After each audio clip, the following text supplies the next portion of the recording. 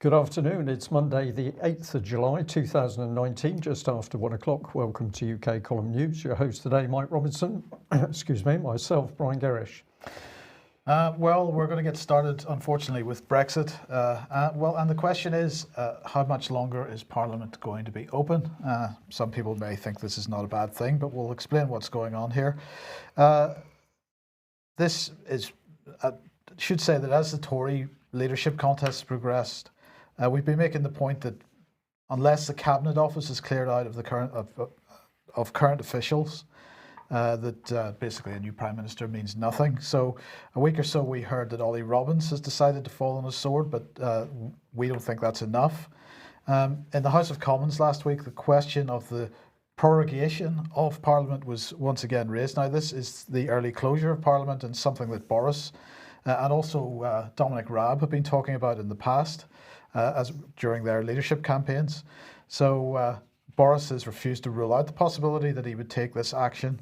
And of course, he would do that, he said, if the House of Commons attempted to prevent Britain leaving on the 31st of October. So on Thursday, Dominic Raab, I'll come on to this in a second. On Thursday, Geoffrey Cox was speaking in the Commons. He was asked this by David Linden, who's SNP Glasgow East.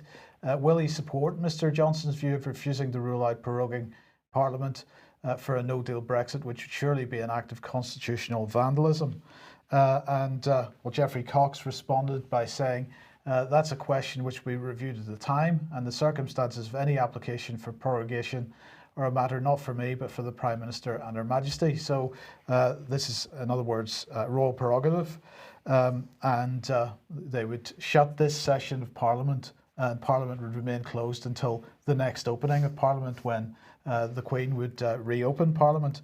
So this is the threat, that if the House of Commons doesn't sort of follow along with Boris's determination, or whoever the leader is going to be, that we leave on the 31st of October. The threat is that if they try to stop that, Parliament would be shut down. I will explain a bit more about this as we go along here. Then Gavin Newlands, also SNP, asked the question, or made the point, the Institute for Government has noted that if Parliament was prorogued to facilitate no deal, it would not be possible to pass any bills or remaining secondary legislation as needed. And really, Geoffrey Cox didn't seem to worry too much about that. He said, this House has been given the opportunity of leaving the European Union with a deal on 3 separate occasions. The answer is quite simple. We can still pass a withdrawal agreement. So this seems to be what this is all about. And if we thought that what was going on, the chaos that was going on while Theresa May, in the last days of Theresa May's premiership, were bad, I think we're in for an even worse situation in September and October. The deal is still the priority. In other words, that seems to be absolutely clear. No matter what Boris is saying about no deal, it's all about the deal, not a deal, although he does say a deal in his speech, but I think it goes beyond that. Now, as we reported on Friday, there are other possibilities, but those possibilities aren't being discussed. Because this seems to be about putting enough pressure on the House of Commons to get the deal through. That seems to be what's being said. Today then, Florence of Arabia, who of course is really known as Rory Stewart, who stood for Tory leadership himself, he said that he, David Gauke and Kenneth Clarke would try to get hold of the former Speaker Betty Boothroyd and set up an alternative Parliament elsewhere should Boris hit the prorogation button. So he said, I would simply work with colleagues simply to organise another Parliament across the road. That sounds quite Civil Warist, but that's what happened in 2002 when Tony Blair tried not to have a vote on Iraq. MPs were invited to Church House and Blair backed down. I got into a lot of trouble when I first proposed this, though it's just a fact that Parliament is not about the building. We can certainly find a retired speaker to chair this. So it's interesting that Rory invokes the Civil War here, because historically, of course, prorogation was used by monarchs who considered themselves to wield the divine right to stop Parliament from interfering in their plans. So the question is, what's going on here? This, as I say, seems to me to be increasing pressure to boiling point, try to force through the deal No deal isn't really on the table here, I don't think. And I think that we could probably say that this is all coming from the Cabinet Office. The Cabinet Office 100% is bought into the deal which they have negotiated with the European Union. They don't want to see that deal scrapped. They don't really want to see Boris Johnson going ahead and leaving on the 31st of October without any kind of deal, any kind of alternative deal. It's that one they want. And so I think we're going to see much more shenanigans in September. It's pretty amazing, Mike, isn't it? We could come back to that session in Westminster when Steve Baker was on camera, and he said the basic problem was an elite inside Westminster did not want to leave the European Union, and they were going to delay and confuse anything and everything possible. So that was on camera. I think that gave us a glimpse. But the double-edged sword here is that the Cabinet Office is in control. They don't really care whether MPs are sitting or not because they make all the decisions. Well, this seems the House. This seems to be the case. We're now what's being threatened here is divine right of government, and which is equivalent to what we fought a civil war to deal with, and also the Glorious Revolution as well. Now, I mean, many people that are on the Brexit side of the argument are going to say, but Brexit is all that matters. But this is a bit like the free speech argument. If you are prepared to sort of sweep away the rules and the law in order to meet a short-term goal, then you leave yourself in a much worse situation. And it might be a bit inconvenient for people that are on the Brexit side, including myself, that Parliament should be fighting against leaving in the way that they are, but you've got to do it in the right way. Yeah. Otherwise, what's the point? What's the point? Well, somebody's already mentioned treason in the chat room, and there's some interesting constitutional questions here. But the minimum we could say is the whole issue of the European Union completely thrown this country into disarray, and we now come to the critical step of coming out, and that's just being used to dismantle what we've got left of a constitutional, of a proper constitution. So immensely dangerous, I think. Now, in March 2017, RUSI, that's the Royal United Services Institute, held an event that they called Defence Implications of Brexit. And they said that was exploring how the UK and EU can maintain a long-standing defence and security relationship after Brexit. And one of the speakers at that was from the European Council on Foreign Relations, Nick Whitney. And he was, of course, talking about a joint Anglo-French nuclear deterrent. But he made a little interesting comment at the end here that is the important bit. So let's just have a listen.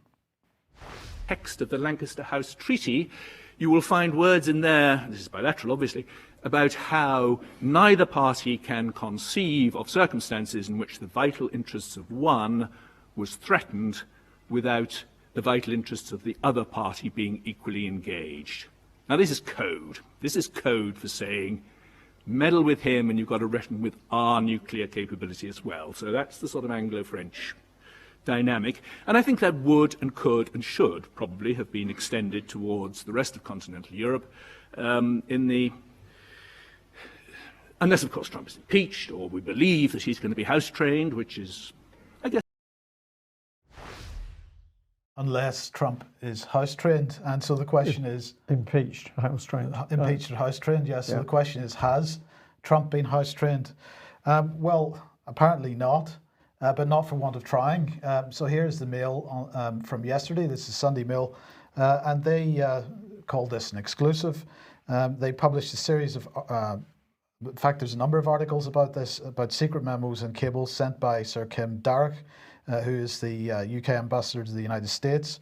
So they were between him at the Foreign Office and also Mark Sedwill, who of course is currently National Security Advisor and also head of the civil service, about Donald Trump and his administration.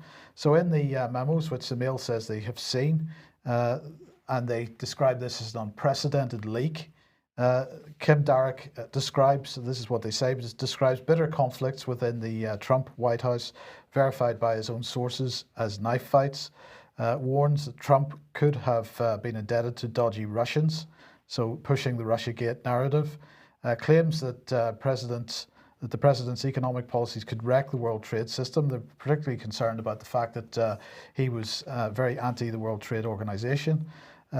Says that the scandal-hit presidency could crash and burn, and that we could all be at the beginning of a downward spiral that leads to disgrace and downfall.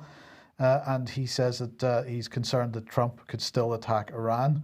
Now, the memos, apparently, according to the Mail, cover the period from 2017 up to date, and then also some forward-looking memos that look at what Trump might be planning for his re-election and so on.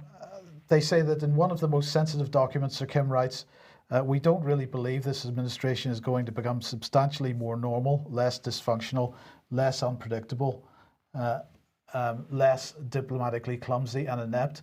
And I thought that was quite ironic, bearing in mind what we saw, how we saw Theresa May behaving with Vladimir Putin a week or two ago at the G20. But anyway, I think we're not really in a position to criticize anybody for being diplomatically clumsy. But he then went on to say that media reports of vicious infighting and chaos inside the White House are mostly true. The most incendiary paper, the Mail said, is a letter to the National Security Advisor, Sir Mark Sedwill, sent on the 22nd of June 2017. That's 150 days into the Trump administration, copied to what Sir Kim describes as a strictly limited number of senior figures in Downing Street and the Foreign Office. And that's the one talking about vicious infighting and so on, referring to allegations of collusion between Trump and Russia. The worst cannot be ruled out. So, sorry, they went on to say it's important to flood the zone.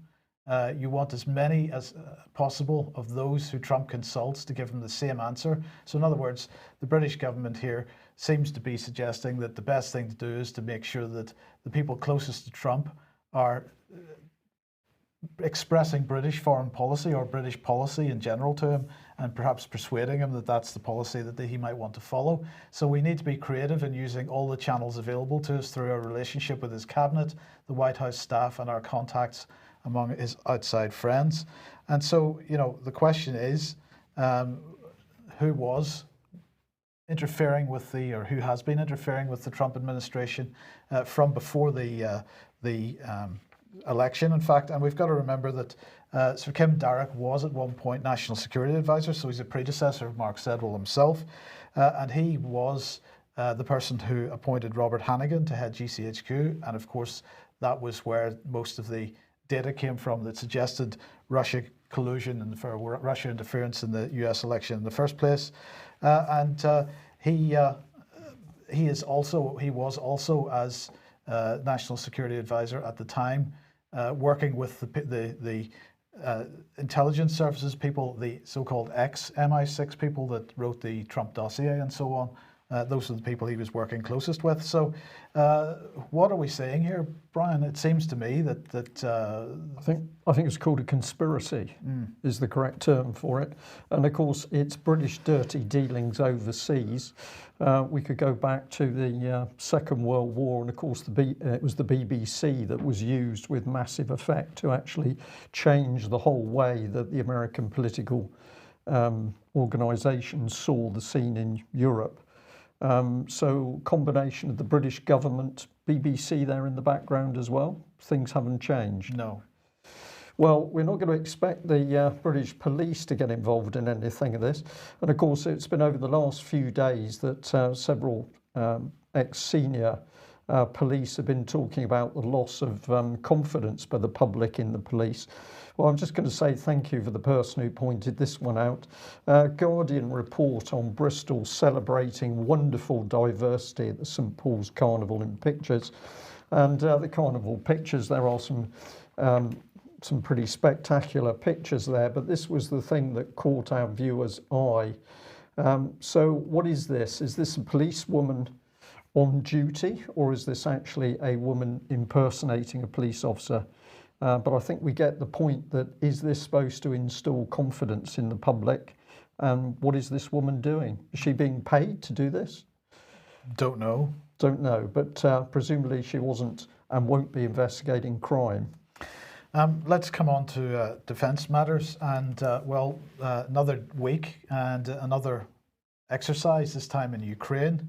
And so the UK Royal Navy, this is HMS Duncan that's HMS Duncan at the top right there, I believe, for multinational maritime exercise. So the Type 45 has visited Odessa. That's good stuff. Alongside NATO allies, so 18 other allies and partners, 3,000 troops, 32 ships, 24 aircraft. It's the same again. Another week goes past and another similar exercise, another similar event designed to put pressure on Russia once again. Put pressure on Russia and, of course, to continue the anti-Putin line. And let's have a look at the Daily Mail. This one, Mike, I read several times. I looked at the pictures because it has a lot of very glossy pictures, and I couldn't help smiling at the Mail's reporting. So this is what they said: standing up to Putin, British commandos show they're ready for war as they stage military exercise in Estonia aimed at curbing Russian aggression. And then the Mail got very, very excited with lots of pictures of rubber boats. So it encouraged people to go and have a look at this article, which I can only describe as crass. This was one of the comments. We're no longer in the game of opposed landings, explained Major Sam Hughes, in charge of X-Ray Company 45 Commando. We now have the ability to land at a time and place of our choosing before hitting the enemy where they least expect it. In this scenario, the Estonians had secured the beach and we moved in to reinforce their positions. So we've got rhetoric like this. I can quite understand this man saying this because it's what he would be expected to say. But if you look at the article, you're talking about a total of 3,850 British troops who are involved in this exercise overall. But they talked about the commandos having rifles and aiming them. Important thing to do, Mike. Yeah. They said that they'd got heavy machine guns. But one of the key bits that the article said is that we were showing the power of British armed forces here. So there's something out of sync. So no disrespect to the servicemen and women involved in this. They're out there thinking they're doing the job, but they're clearly being used. Hold on, just before you move on, I just wanted to ask one question about that statement there.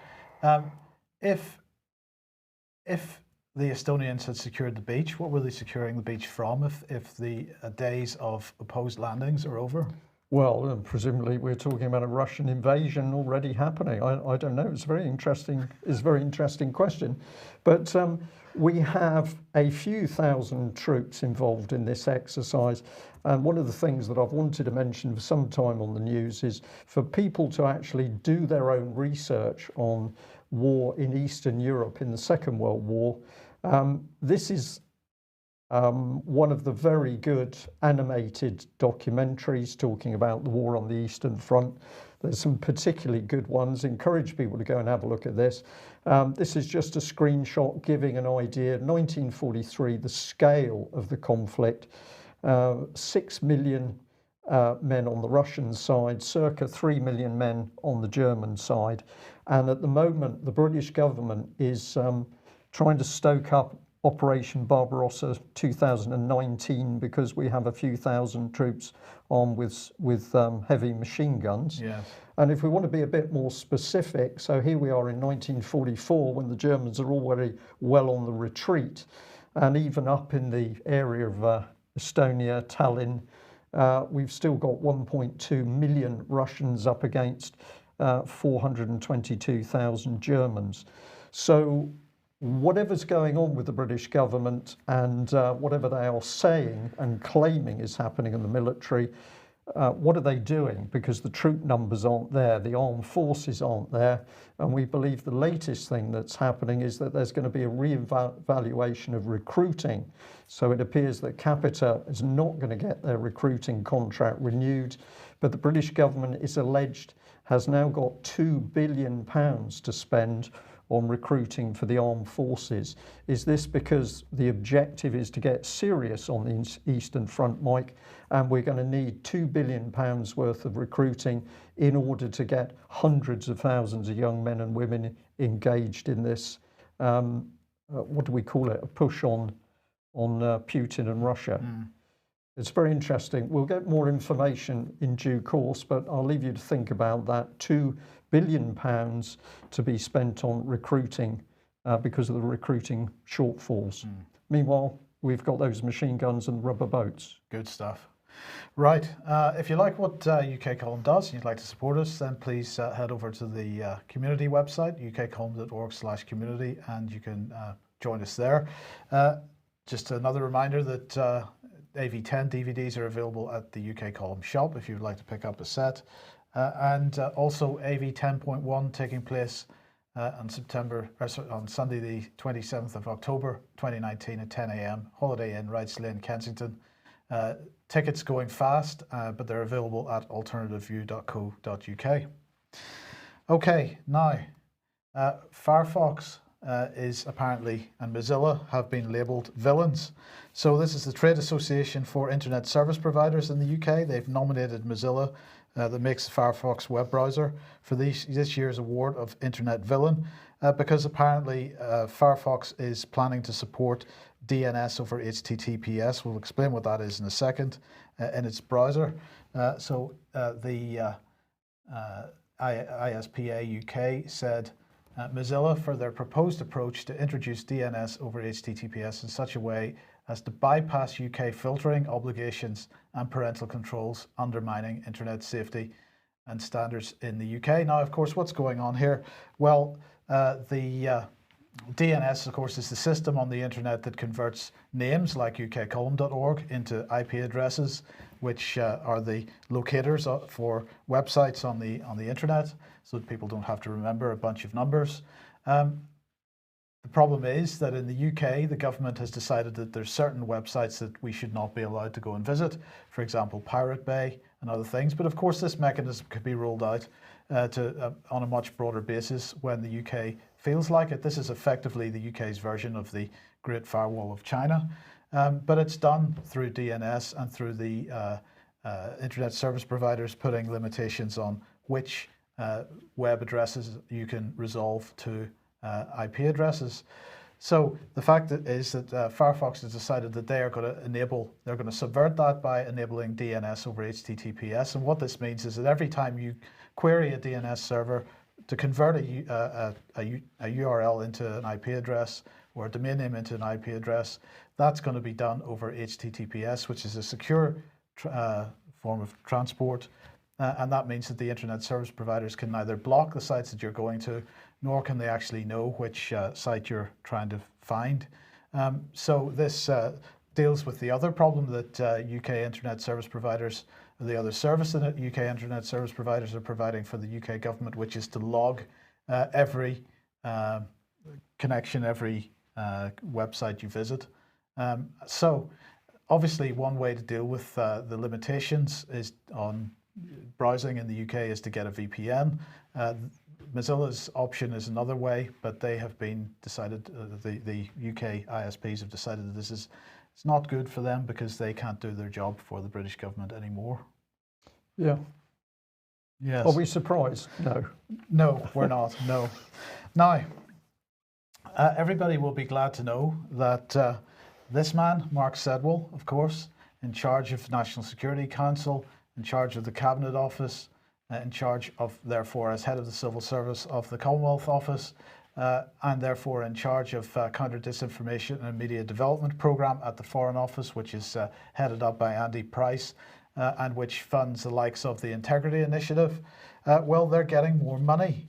So the Foreign Secretary, that's Jeremy Hunt, has today announced a package of £18 million to counter disinformation and fake news across Eastern Europe and strengthen independent media in the Western Balkans. This is part of a £100 million 5-year commitment to counter disinformation and support independent media in those areas. It's coming from the Conflict Stability and Security Fund. This is quite interesting in of itself because, of course, the CSSF was the main funder of the White Helmets. That's where the money came for the White Helmets in Syria. And this is apparently all about supporting freedom of expression and independent local voices in the Western Balkans. And they say that it builds on the experience of the Salisbury incident and the UK has become a global leader in countering disinformation and recently launched a new training offer to give government and public sector officials help on spotting and dealing with disinformation, which had also had interest from international governments. So they're intending to lead this. Now, of course, we're not allowed to know what Andy Price is up to because any attempt to get that information from the Foreign Office is pretty much hidden and denied. This comes just a few days, this announcement of extra money, just a few days, in fact 2 days before the Global Conference on Media Freedom, which is being held by the Foreign Office. It's being held in London with the Canadians. So it's a joint effort, first of its kind, taking place 10th and 11th of July in London. Delegations from 100 countries, 60 ministers, 1,000 journalists, academics and campaigners are going to be there. So this is all about reinforcing the mainstream media, making sure that they're free to do what they like. And Jeremy Hunt had this to say: with only 10% of the world's population having access to a free media, fake news and disinformation continue to undermine and destabilize societies. So today's funding announcement will support journalists working in some of the most repressive societies and step up the attack against fake news. My aim for the conference is to work with my counterparts to agree a way to protect media freedom and impose a cost on those who abuse it. So, what can we say? What can we say? The government is winding up the biggest propaganda organisation ever seen, and this is going to be on a global basis. So who not to trust? Well, it's the British government at the moment. But I couldn't help but think with Mark Sedwell sat there on his throne in your diagram that, of course, he will be the man running the country should Parliament be prorogued. Absolutely. Yeah. Well, if we're talking about truth and facts, no better place to go than the BBC. And a number of people drew my attention to this particular story. I've taken it from the Telegraph, but of course it is a BBC story. What is it? David Baddiel warns of more insidious Holocaust denial as he makes a new BBC film to keep the memory of survivors alive. So he's going to investigate the history and modern face of Holocaust denial in the new film, The BBC Factual, announced today. What's the BBC Factual, Brian? I haven't heard of that one. Well, neither had I. I've done a little bit of work, and I think we've got some good information for our audience today, but I hope our audience is going to do some delving themselves. The BBC Factual, this appears to be a new term about anything you do, but it's designed to imply that, of course, because you're the BBC, what you are putting out is factual. It's subtle and not subtle. So let's have a look at what this gentleman is up to. He said this: I've always had a dark fascination with Holocaust denial. The fact that since it happened, indeed whilst it was happening, forces have tried to undermine one of the most well-documented truths of history seems to me a key battleground in the fight between truth and lies, a battle made more complex by the emergence of new technology, a post-truth world, and more insidious soft-core forms of denial. Now, if you don't know this man, he's a comedian. Well, he says he's a comedian. He says he's Jewish, but he also says he's atheist. So that's what he had to say. He said a little bit more. As the last survivors, including those in my own family, began to pass away, and with them living memory of the Holocaust, I'm grateful to the BBC for allowing me to explore this complex subject in all its difficulty and darkness. And I thought how wonderful that was, that the BBC should allow him to cover this subject. I mean, did they call us at all? No. No. So what does this lead to? Well, here we are. Let's see. A film titled Holocaust Denial, A History with David Baddiel, will air on BBC Two in early 2020 as world over people remember 75 years since the liberation of Auschwitz-Birkenau. According to a survey commissioned earlier this year by the Holocaust Memorial Day Trust, 5% of British adults say they do not believe the Holocaust happened. Now, I don't know, is 5% a large percentage, do you think, Mike? But it seemed to me that if 95% of the population are convinced it did happen, What are we doing here? Spending a lot of money to make sure the last 5% totally agree with what the BBC's view is? Seems to be. Seems to be, yeah. We'll add a bit more. The film made by wall-to-wall media will attempt to answer fundamental questions, including why is Holocaust denial growing? And what does this tell us about anti-Semitism? So on one hand, we've just got 5% of people saying they don't believe in it. That's happened over 75 years. We've got to a massive percentage of 5%. But apparently it's growing, and therefore BBC Factual has stepped in. Well, of course they haven't, because if we do our homework on wall-to-wall media, we actually find that's Warner Brothers. So that I think there's a bit more to this than meets the eye, but we'll follow through. The end of the film will see Mr. Baddiel emerge with a new perspective on an issue that goes beyond the events of the Holocaust and sheds light on a very 21st century malaise, the denial of historical fact. So he's a comedian, and the BBC with Warner Brothers are going to use a comedian to make sure that we all know what facts are.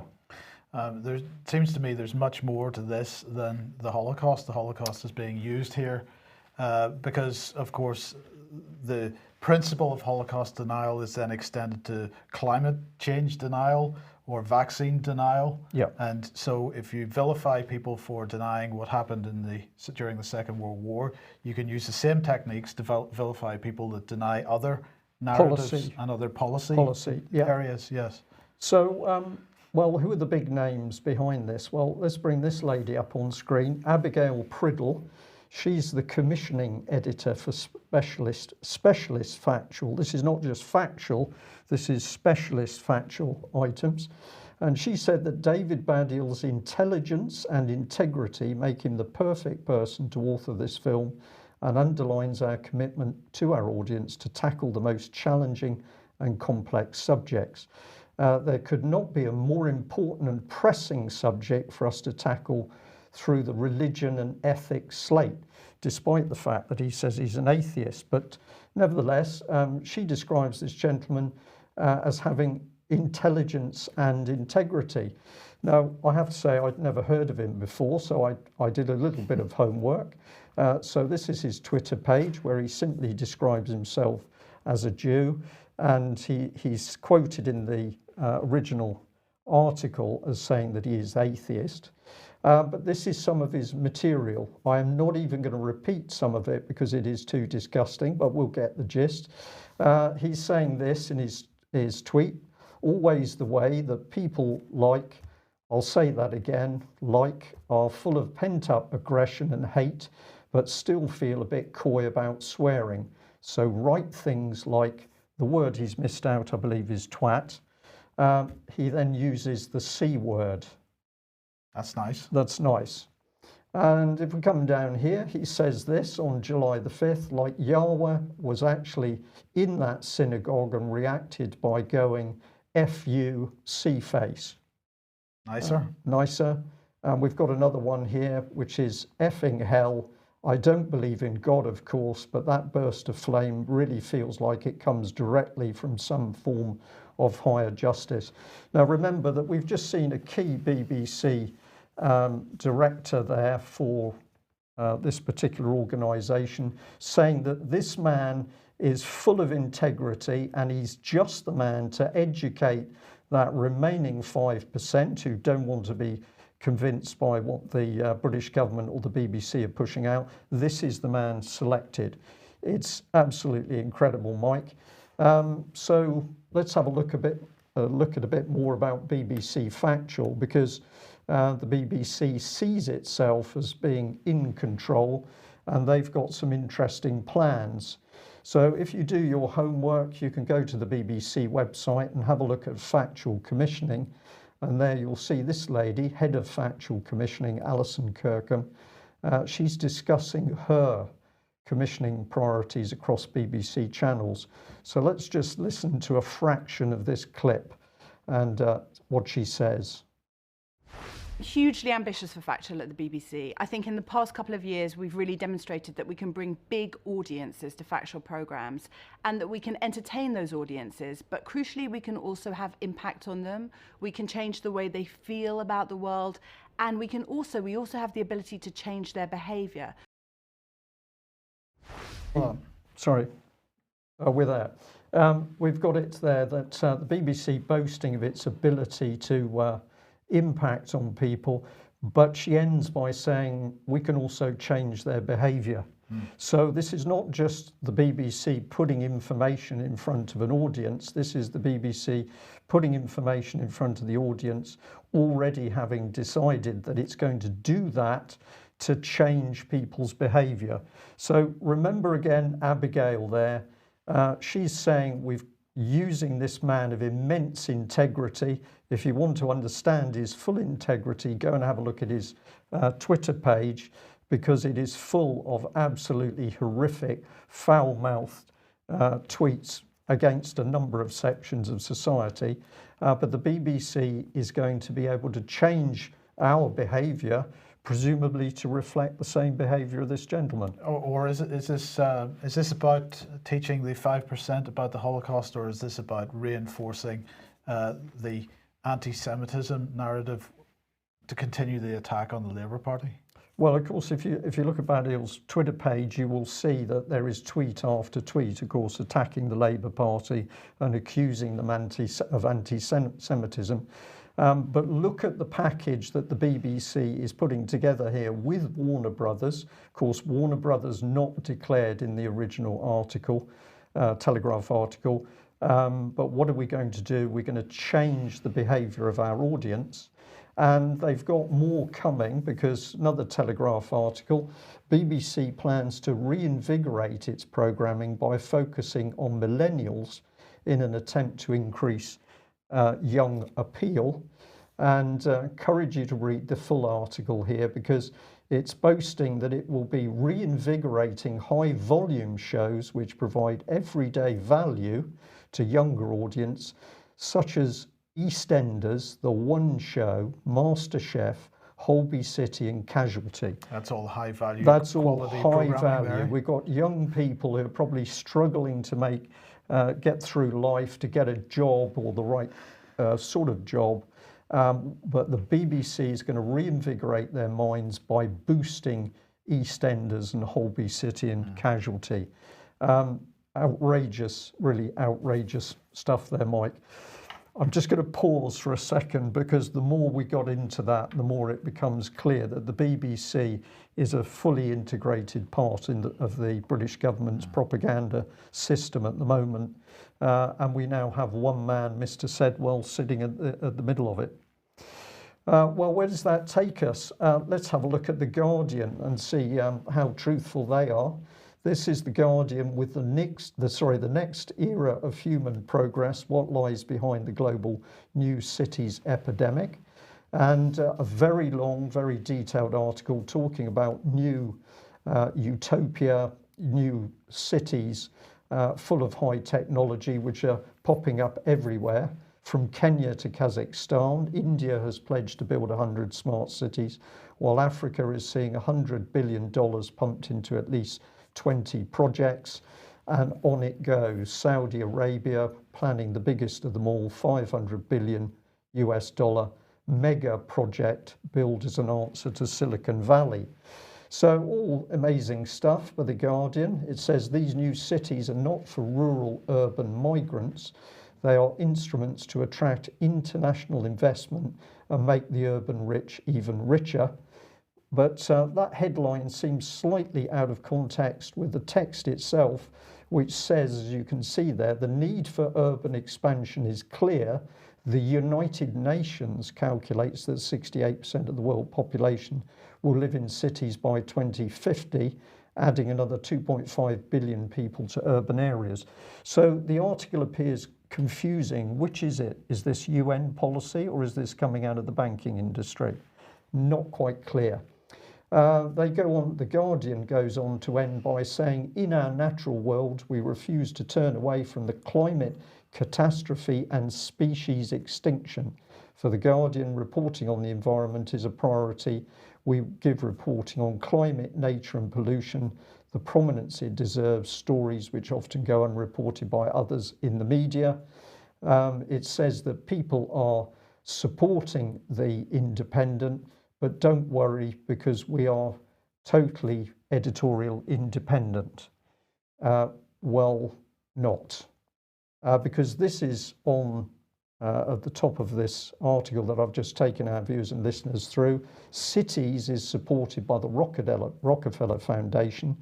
And if we get into that a bit more, it tells us that Guardian Cities was launched into 2014. The site hosts opinion. The only restrictions to the Guardian's coverage on this site is where the Rockefeller Foundation is prohibited under US law. So it's all independent, except when the Rockefeller Foundation is involved and it's got constraints. But I'll leave people to read this. And where does the Rockefeller Foundation take us to? Well, it takes us to the 100 resilient cities, which is a Rockefeller objective. And if we have a look at what they're doing there, they say that we're going to need more of these super cities in the world. Lots of big money. And one of the key people involved with this, and we've got the president here. Sorry, I can't read his surname from this distance. Michael is his Christian name, but I couldn't help noticing that he's got a background in Deutsche Bank. But he's now set up in a position to tell cities how they can create themselves a super status by borrowing lots of money from the international banks. Well, it would need to start borrowing very quickly because, of course, Deutsche Bank just laying off 18,000 people because it's effectively bankrupt. So it's a bit unfortunate that he's trying to tell anybody how to run any organization, whether it be a city or whatever, because clearly Deutsche Bank not capable of running itself. Yes, conundrum. It's a conundrum. And on the note of big money, we'll drop this one in. More and more people are sending us stuff on the NHS. The Guardian again here, but reporting that NHS hospital staff in Bradford are striking over backdoor privatisation. So what have we got? We've got a hospital trust that is now privatising all sorts of services to do with its facilities. But the hospital says, no, this is not privatisation because we will be running the private company. Okay. We couldn't make it up and we don't have to. This is news in UK in 2019. We'll leave it there. I'll just add that Patrick Henningsen will be away for a few days, unfortunately due to a family bereavement. And I will be covering for the Monday slot. Thank you to all our audience today. We'll be back at the same time on Wednesday. Bye-bye.